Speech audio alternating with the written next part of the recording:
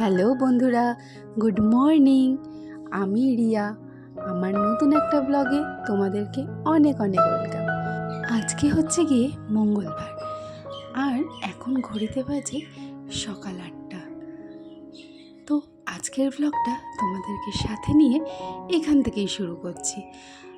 আশা করি আজকের ব্লগটা রোজকার ব্লগের মতো তোমাদের খুব ভালো লাগবে। তো দেখো, বর সকালবেলা কাজে চলে গেল। ওকে দেখে না সত্যিই খুব মায়া লাগে। কি বলো তো, এত গরমের মধ্যে আমরা যেখানে ঘরেই থাকতে পারছি না 1 মিনিট ফ্যান ছাড়া, সেখানে এই সকাল 8টার থেকে 12টা অবধি পুরো একটানা কাজ করে আসে। যখন বাড়ি আসে না গো বন্ধুরা, জানো তো ওর মুখটা না একদম দেখা যায় না, এত লাল হয়ে যায় মুখটা, খুবই খারাপ লাগে। কিন্তু কি করব বলো বন্ধুরা, আমরা মধ্যবিত্ত, আর ওর কাজই হচ্ছে গিয়ে এইটা, আর আমি হচ্ছে গিয়ে হাউসওয়াইফ। ওর জন্য যে কিছু করব সেটাও হয়ে ওঠে না। যাই হোক, সকালবেলা একেবারে স্নান করে নিয়েছি। আজকে না একদম সকালবেলা স্নান করে নিয়েছি। কেন জানো তো, প্রথমত ঘুম থেকে উঠে না খুব গরম লাগছিল, শরীরটা একদমই ভালো লাগছিল না। তারপর মনে করলাম যে বাসি কাজটা সেরে একেবারে স্নানটা করে পুজোটা দিয়ে নিই, তারপর রান্নার দিকে যাব। সেই কারণে আগে স্নানটা করে সিঁদুরটা পরে নিলাম, এরপর পুজো দিতে বসবো। পুজো দিতে না একটুখানি বেশি টাইম লাগে, কিন্তু বৃহস্পতিবার হলে তো আরও বেশি লাগে। কিন্তু অন্যান্য দিন হলে মোটামুটি 15-20 মিনিটের মধ্যে আমার পুজো হয়ে যায়। তো দেখো, আমার গুরুদেবের পুজো দিয়ে নিচ্ছি। যা গরম পড়েছে, ঠাকুরকে তো ভালো করে স্নান করাতেই হবে। পুজোটা না সকাল সকাল হয়ে গেলে না অনেকটা কাজ মনে হয় যেন এগিয়ে গেছে। কারণ পুজো যতক্ষণ পড়ে থাকে ততক্ষণ যতই কাজ করো না কেন, মনে হবে কি যেন কি একটা কাজ বাকি রয়ে গেছে। তো পুজো দিয়ে একেবারে এবার একটু ঘরটা পরিষ্কার করে নেব। আমি না রোজই একটুখানি কলিং দিয়ে আয়নাগুলো, কাজগুলো সমস্ত কিছু পরিষ্কার করে নিই। জানো তো, ডিপ ক্লিন করার সময় হয়তো রোজ হয়ে ওঠে না, সেই কারণেই হালকা করে সমস্ত কিছু মুছে নিলে না অতটা পরিমাণ নোংরাও হয় না। আর যদি একদিনও ফেলে রাখি যে আজকেরটা থাক, ভালো লাগছে না, কালকে করবো কোনি, ওই কাল একবার যদি হয়ে যায় না তাহলে আর হয়ে ওঠে না। যাই হোক, ঘরের তো অনেকই কাজ থাকে, বুঝতেই তো পারছো। সব কাজ কি আর এইটুখানি ব্লগের মধ্যে দেখানো যায় বলো তো? সেই কারণে ঘরটা ভালোভাবে সমস্ত কিছু পরিষ্কার করে একেবারে রান্নাঘরে চলে এসেছি। আজকে একটু লাউ ঘন্ট করব, তো বড়ি দিয়েই করব। বড়িটা না হালকা করে ভেজে নিচ্ছি। প্রথমে তেল দিয়ে বড়িটা ভেজে, এরপর কড়াইতে শুকনো লঙ্কা, জিরে আর তেজপাতা আর কাঁচা লঙ্কা এগুলো ফোড়ন দিয়েছিলাম। জানো তো, এরমভাবে না হালকা করে এই গরমের সময় এরমভাবে লাউ ঘন্ট করবে, দেখবে খেতে না খুব ভালো লাগে। আর মাঝখানে যখন একটু ফুটে উঠেছিল তখন বড়িটা দিয়ে নাড়াচাড়া করে এরমভাবে নামিয়ে নিয়েছি। খেতে কিন্তু সত্যিই ভালো হয়েছিল। আজকে আমাদের নিরামিষ যেহেতু না, তবুও নিরামিষের দিনে এইরকম আইটেম হলে ব্যাস, আর কিছু চাই না। আর এইদিকে ডিম সেদ্ধ বসিয়ে দিয়েছি। জানো তো, ডিম যখন সেদ্ধ করবে না, তোমাদের একটা কথা বলি, ডিমটা 7 মিনিট মতো ফুটিয়ে একটুখানি মাঝখানে না একটু নাড়িয়ে ঘুরিয়ে দেবে। তাহলে কি হয় বলো তো, ডিমের না দু সাইডই খুব ভালোভাবে সেদ্ধ হয়। আর আমি আগে বোকার মতো কি করতাম জানো, ডিম যেই সেদ্ধ হয়ে যেত না সাথে সাথে আমি চোকলা ছাড়াতে আসতাম। কিন্তু আমি দেখেছি সাথে সাথে চোকলা ছাড়াতে গেলে না ডিমগুলো অনেক চোকলা শুদ্ধ উঠে যেত, ভেঙে যেত, এবড়ো খেবড়ো হয়ে যেত। তো এটা কিছুক্ষণ প্রায় 10 মিনিট মতো রেখে দিয়েছিলাম একটু ঠান্ডা হওয়ার জন্য।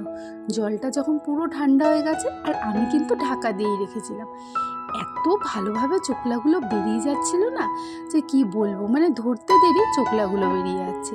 আর একটা ডিমও না আমার ভাঙেনি। আগে যেমন না ডিমগুলো চোকলা ছাড়াতে গেলে এবড়ো খেবড়োভাবে সত্যি ভেঙে যেত, জানো না। ওই জন্য এখন জলটা ঠান্ডা হয় তারপর আমি চোকলাটা ছাড়াই।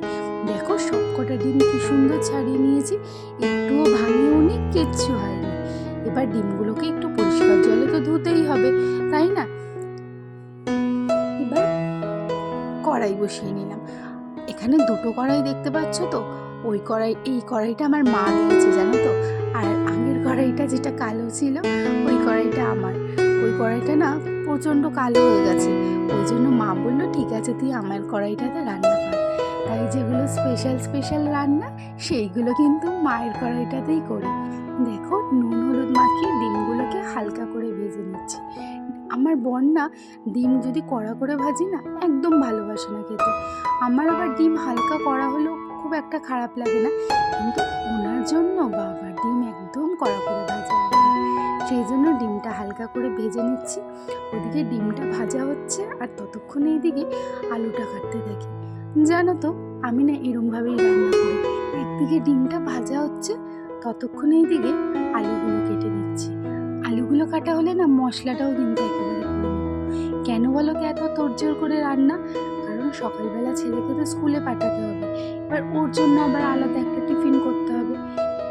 আর এই গরমের মধ্যে রান্নাঘরে বেশিক্ষণ থাকতে কার ভালো লাগে বলো তো? সেই কারণে দেখো একদিকে ডিমগুলো ভাজাও হয়ে গেল আর ওইদিকে আমার সাইডে আলুটাও কাটা হয়ে গেছে। এবার ডিমগুলো ভাজা তুলে এবার একেবারে আলুটা ছেড়ে নেব। তো আমার এই ছোট্ট পরিবারে ছোট্ট কাজকর্ম যদি তোমাদের ভালো লেগে থাকে তাহলে একটা লাইক করে দিও, আর যদি খুব ভালো লেগে থাকে তাহলে সাবস্ক্রাইব করে দিয়ে আমার এই ছোট্ট পরিবারের একটা বিশেষ সদস্য হয়ে থেকে যাও আমার পরবর্তী ব্লগগুলো দেখার জন্য। আমার আগের ব্লগে একটা দিদি খুব ভালো একটা কমেন্টস করেছিল, সেই দিদিকে থ্যাংক ইউ। কারণ তোমাদের এই কমেন্টসগুলো না সত্যি ভিডিও ছাড়ার একটা নতুন আবেগ মনের মধ্যে জন্ম দেয়। আগে না আমি রেগুলার ভিডিও দিতাম না, কিন্তু এখন আমি বুঝতে পেরে গেছি যে বন্ধুরা আমাকে ভালোবাসছে, তো সেই কারণে রেগুলার ভিডিও দেওয়ার চেষ্টা করছি। আর তোমাদের যদি আমার ব্লগগুলো আমার ভিডিওগুলো ভালো লেগে থাকে তাহলে তোমরা একটু কমেন্টসে আমাকে জানিও। তোমাদের কমেন্টসের অপেক্ষায় কিন্তু আমি থাকবো। তোমরা যদি একটু কমেন্টস করো না, সত্যি বলতে কি জানো তো, এই ভিডিওগুলো করতে আর একটুখানি আনন্দটা বেশি লাগে। এই রান্নাবান্নার সাথে সাথে এই ভিডিও করা কিন্তু খুব চাপের। এদিকে বর কাজ থেকে চলে এসেছিল, বর কিন্তু কাজ থেকে এসে যাওয়ার পরই আমাকে রান্নায় বলো যে কোনো কাজে আমার যে জিনিসটা হয় না আর কি, ও কিন্তু আমাকে অনেক সাহায্য করে। ও মানে আমি যদি কোনো রান্না বাকিও থেকে থাকি ও হয়তো সেটা করে দেবে, বা পুজো যদি না দেওয়া থাকে হয়তো পুজোটা দিয়ে দেবে। ও কিন্তু আমাকে সত্যি বলতে খুবই আমাকে সাপোর্ট করে চারিদিক থেকে। তো এদিকে দেখো মশলাটাও ভালোভাবে কষানো হয়ে গেছে। এবার ডিমটা আর আলুটা যেটা ভেজে রেখেছিলাম এটা দিয়ে আজকের না ভেবেছি কি বলো তো, ডিমের ঝোল করব না, ডিমটা একটু কষাই রাখবো। তাহলে বন্ধুরা আজকের ভিডিওটা এই পর্যন্তই। দেখা হচ্ছে একটা নতুন ভিডিও নিয়ে। সবাই খুব ভালো থেকো, সুস্থ থেকো, টাটা।